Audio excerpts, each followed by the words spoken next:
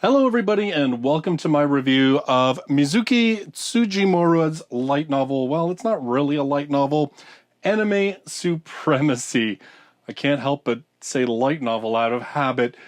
This one actually is really not a light novel. It is a standalone single work of fiction, but the material in it is probably going to be of a lot of interest to anime fans and light novel fans, of course, because there is a lot of crossover between those two groups. The story is told over 4 chapters, 3 of which each focus on a very specific protagonist, with the final 4th chapter kind of being an epilogue to the whole thing.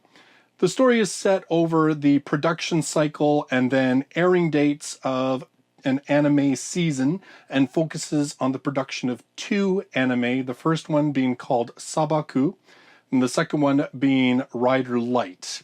In the first chapter, we focus on Kayako, who is a female producer for a very small anime production studio called Studio Edge. And they have managed to rope in a director who was seen as a genius after his first work, but 9 years later, he's yet to produce another masterpiece. And so she's gotten him to come back into directing to try and create a brand new anime for the small studio that season. Problem is, the director's a bit of a problem child and is very eccentric and difficult to deal with. And so it falls to Kayako to try and rein him in so that the anime can actually get completed. In Chapter 2, we focus on Hitomi, who is a first-time female director who works for a very large production company, and she is directing an anime, Sabaku, that's sort of the abbreviated name of it. It's a mecha anime, and the other sort of interesting angle on it is that, unlike a lot of anime which now show late at night, it has a prime time 5:30 in the evening slot on the weekend, meaning that it's going to be viewed by a lot of families and young children, and so there's a whole challenge of trying to make it age appropriate and yet still make it engaging enough that anime fans and older anime fans in particular will still find the show satisfying. And with her, it's mainly about trying to adapt to this new role of leadership, and also the fact that she has a producer who is a male and who is, well, he's very aggressive, not in a negative kind of way, but he is very much driven in trying to make sure that the anime is a financial success. And so that means at times that he makes decisions that she doesn't necessarily agree with, they come into conflict, and so it's all about her trying to create this anime. In the 3rd chapter, we focus on Kazuna, who is an illustrator who works at a very small illustration freelance company that's located in a village quite a ways outside of Tokyo. Now, this is a very interesting chapter because it focuses, instead of on the production side of anime, it focuses a lot more on how cities become involved when an anime is actually set in their city. So in this case, this small village is acting as the backdrop for the Sabaku anime. And so the tourism board is trying to find a way that they can profit from this, and they enlist Kazuna's aid in order to try and make sure that this is an appropriate thing for anime fans, because by and large, most of the people in the tourism department know nothing about anime. Now, if you're looking for a real slice of life type light novel, this is probably still not going to be the pace that you're used to. I mean, if we take a look at, say, My Teenage Romance is romantic comedy As Wrong as I Expected, when you take a look at something like that, it still has a very frenetic pace. It has very, very quirky characters. And I'm not going to say that there aren't quirky characters in this, but they don't play as large a role. And in a sense, they aren't quirky because they have the sort of exaggerated issues that a lot of light novel characters have. They're quirky because they're artists. They're quirky because of their passion for what they do. So if you're looking for something that is really frantically paced or high energy or is going to be filled with like fight scenes, this isn't going to be a book that's going to satisfy that for you. If, however, you're interested in sort of a more mature look at anime from behind the scenes, also taking a look at sort of the broader spectrum of anime production that takes into account things like licensing, that takes into account even, like I said, to the point where you have cities trying to cash in on being featured in an anime, then this is going to be filled with a lot of things that are really interesting for you. And not only that, but this is really like a love letter to anime. Each of these characters is absolutely devoted to anime. They love it. That is why they're involved in it.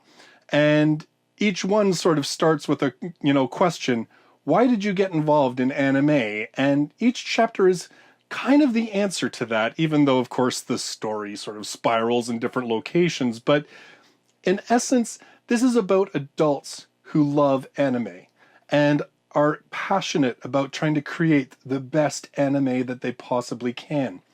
And as I was reading it, it really made me think about anime and about how, as fans, we can be online and we can be slagging on an anime. And reading this book kind of gave me an insight into even the worst anime, just how much work has probably gone into it, and how there are people who have devoted considerable amounts of energy and time to this particular show. And it also begins to give you an idea of how it is that sometimes a show can go off the rails when you start seeing just how many hands get involved, and how often if a director doesn't have the support of the people behind them, that their vision can get completely derailed, and that you can have a show that starts in one way and then by the time you get to the end, it's completely different. Like I said, in a lot of ways, it was very eye-opening to me, and I think it's because as much as I am a fan and as much as I love to watch these things, I don't think that I've ever really dived into what happens behind the scenes. There's very, very few directors that I can mention off the top of my head. I know virtually nothing about any voice actors. So I admit that I'm very ignorant about the behind the scenes aspect of anime. And in so that case, this became really informative for me. And I was also really drawn in by the passion that these people have. I mean, on a personal note, like last year, well, I guess it isn't last year. I'm thinking ahead because I'm going back again in 2018. But I guess last summer, God, it seems a very long time ago now. I went to my first ever anime convention, which is kind of, I guess, a weird experience, seeing as how I've been into anime for over 20 years and I'm in my 40s. So yeah, first timer in your 40s, it's kind of a weird experience. But you know what? At the same time, surrounded by people that were very passionate about something that I enjoyed and that has meant something to me, it was the first time that I really felt like I was surrounded by people that I kind of understood and felt like they got me too, right? That the things that I loved weren't going to be judged by these people. And that's something that I really found appealing in this book, was this passion that these people have. And I mean, yes, for anime specifically, but even in just kind of a general sense, that idea, I'm always attracted to characters that are passionate about something, that seek out that passion, that pursue it even at the cost of being seen as like an outsider of, normal or typical or really society, as Kizuna has Kizuna has kind of phrased that there's these realies, which is, people that just are completely into real life. The other place where this book really succeeds is that you have two anime productions that I really wanted to see these anime made, They struck me as being legitimate and very interesting stories. And I think that's part of the reason why this works, because you can find yourself becoming invested in these anime and kind of wondering, so the whole term of anime supremacy, if you're not familiar, anime supremacy, I guess, is it initially started as an insider type thing. And the idea of it is that anime supremacy is attained by the anime that has the best Blu-ray and DVD sales of any particular season. That's considered to be the anime supremacy. Now, of course, the book eventually delves into the idea that maybe there's a little bit more to that than meets the eye, and a little broader definition. But in terms of the industry, I mean, it's all about still, as much as it's about making great product, it's about making money. And so they take a look at this so it's all about these production companies chasing anime supremacy with these two stories. And because I really liked the ideas in these anime, one being a mecha anime, that's Sabaku, the other being a magical girl anime, Rider Light, two genres that I am a big fan of, I found myself like going, I wish these anime existed. And because I wished they existed, I became invested in the story of whether they succeeded or not. And so, but at the same time, I think what was really great was that because both sounded like great projects, I really didn't mind. I was like, no matter who wins, I'm going to be good here. You know, and the characters that are involved in the productions of them, the three females, the characters that are involved. With Kazuna, she is kind of an interesting character because she actually worked on both projects. So she has an emotional attachment to both. But you really have to read her story to get the idea of why she becomes even more involved with Sabaku. But for me, like reading these things, the anime were really fleshed out. They were interesting, and I thought to myself, I would love to watch these. Like, I would actually enjoy seeing these things get created, which brought me into the story even more. And these three characters are all very different, and even in terms of how they view life and they view anime, how they dress, like everything about them is very starkly different. And yet they're all connected because of this thing called anime. So all in all, it's a really good story I mean, as far as I'm concerned, it was a really good story. It really drew me in. I found a lot of it really very interesting. Like I said, the sort of background and everything else. If I had one complaint about the story, there are like a number of coincidences that kind of happen towards the end of the book that just seem a little too happy easy that kind of make the story just ring a little bit false. And I think the other thing is that you have three very strong female characters in this story, but we really don't dive a lot into the gender politics that happen within the anime industry. We've heard a little bit about it in terms of, you know, articles that have been written, other people that have sort of spoken out about the industry and how women are treated and what roles women have in the anime industry. Like, probably the closest that we get to it is the male producer making the comment that Kayaka, because she's a beautiful female, when she works all night and doesn't leave, everybody works harder for her because they feel more inclined and sympathetic to a beautiful woman than they do to a middle-aged man. That's probably the closest I think we get to sort of sexism in terms of this book. And I kind of felt like that was maybe an angle that was missed. But, I mean, that said, again, this story I don't think is meant to be a tear apart of the anime industry or in any way, you know, trying to subvert the industry or to speak out in any way negatively about the industry. It really is about the love of anime. And I have to kind of wonder if maybe the reason that they're all female characters is because, and I mean, this is again a assumption on my part, but, you know, maybe it's because we're used to female characters being very passionate about things. And perhaps, I think because culturally, if you take a look at like Japanese, the typical stereotypical otaku is almost always a guy. And I think that maybe by making these all female characters, it's trying to sort of say like, look, you know, there's a lot broader spectrum of people who love anime. It isn't just, you know, overweight guys who can't get along with people, you know, like you have this female producer who, if you saw her on the street, looks beautiful and well put together, and you would assume that she was a uber successful businesswoman, and she works in anime and loves anime and geeks out over anime products. And I think it's trying to broaden that perspective of anime, and by using characters that aren't stereotypes of otaku culture, it's trying to sort of say that, you know what, every kind of person can find something in anime.